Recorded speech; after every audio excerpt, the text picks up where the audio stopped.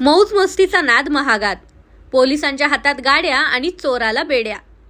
अहिल्यानगरच्या तोफखाना पोलिसांनी 3 महागड्या मोटरसायकल चोरी करणाऱ्या अनिकेत कर्जुले या चोरट्याला अटक करून 1,85,000 रुपयांच्या गाड्या हस्तगत केल्या आहेत।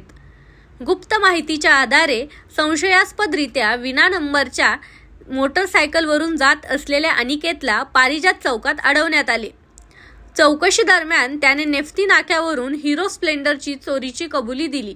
तसेच पुण्यातून रॉयल एनफील्ड मेटिऑर बुलेट आणि होंडा कंपनीची शाईन मोटारसायकल चोरी केल्याचे देखील उघड झाले।